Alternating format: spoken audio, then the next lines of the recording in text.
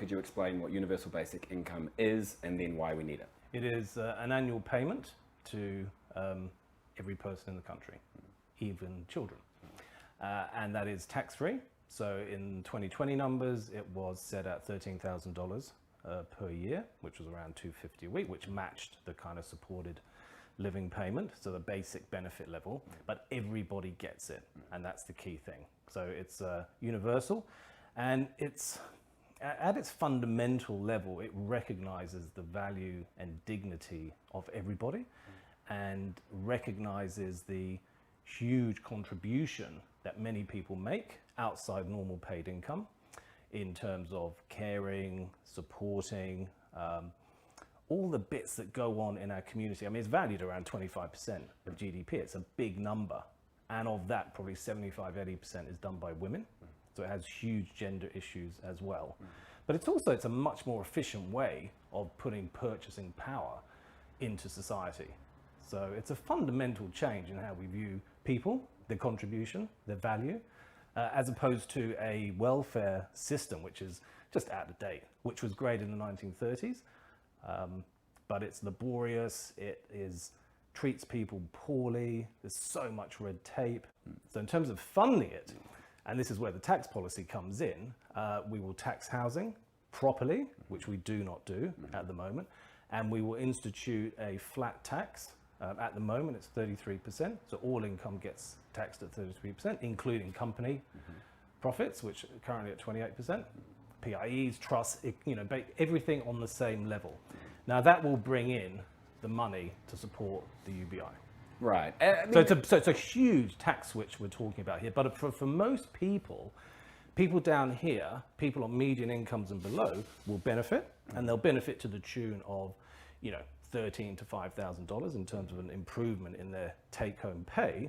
People, as you go above the median, yes, probably will benefit a little bit, and then up here, people will pay more tax. So on a sort of individual level, it's not a huge number, but when you look at it at a macro level, it's a big number. Yeah. Wouldn't this just be a disincentive for people to go out and work? Yeah. No, I mean, let's be clear about this. The beneficiary bashing, this kind of dependency thing. I heard a term bottom feeding the other day. It's got to stop. I mean, I think that's been sitting over us for the last 30 years, and it's been appalling. It has discriminated against people who are often, dealing with structural issues around their lives, structural poverty, historical issues, and all the research shows that actually, if you treat people with dignity, they actually go out and make something of their lives. That's the reality. The research is there, and it's something that we kind of know instinctively to be true. But the way that certain people have portrayed people on benefits without giving them a lot of choices is terrible, and that needs to stop. I'll take you back 500 years, not to Thomas More and Utopia, but to a social researcher, Joan de Vives, who was researching, I believe in Bruges, issues around poverty. And he went and he did all the investigations, the research, why are people down and out, why are people in debtors' prisons, why can't people actually make stuff happen? And in the end he goes, it's a really simple conclusion. People need money. People need money to do things. When you have money, then you can take care of everything else. Then you can make investments. Then you can kind of start to think, okay, how can I improve my life? You can study. You can start a business. But when you're constantly struggling to live, the impact on people is devastating often. But at around $13,000 a year, that's just around the basic benefit level. Yes. Isn't there a danger we're just spreading this money too thinly? It's not going to be enough to radically change the lives of low income earners, and it will be relatively inconsequential to higher income earners. Well, no, because one of the arguments is, why are you giving it to people who don't need it? Well, we're going to tax that back off them. It's going to be very consequential to people at the bottom end and people on low. But it's still hovering around the same level of traditional benefits, $250 a week. In some cases, it'll be lower as Labor raises. Yeah, so in a way, if you think about it, there's almost three groups. There's people who are working, will get it. There's people who would be on benefits who get it, but they don't have to troop down to WINS every week to justify that they're looking for work or whatever. They can actually sit back and think about stuff. And people who are doing huge contributions in our community, in society, get it. So actually for them, it's extremely consequential. So I mean, that's the universal aspect of it. Now, there were people who might argue, well, the targeted system's working very well. Well, actually, it's not. And if you speak to anyone who's involved in it, I've seen it at a personal level, working with people, dealing with MSD, dealing with WINS, dealing with ACC. It's a circus, you know? So we get rid of all of that stuff. And then we deal with the real issues. People who need extra help, people with disabled children, and people who are caring for people who are sick. You know, they're often left out of things. They need a bit more focus.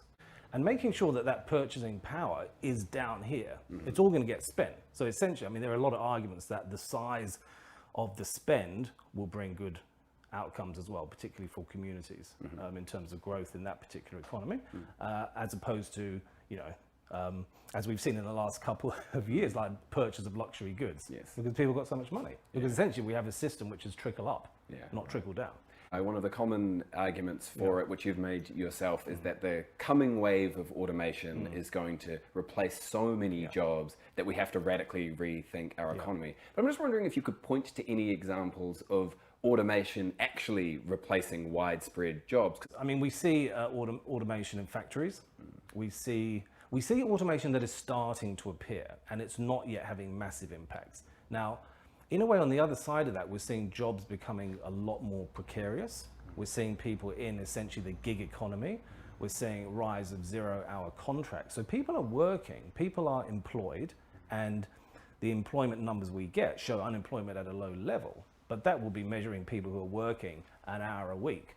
So how many people are fully employed? How many people are in jobs which pay well, that have appropriate benefits? And how many people are on the edges of this automation change? And it's very difficult to see. I mean, we're seeing supermarkets that are potentially going dark in that they're holding stock, but actually there's not many people in there operating it.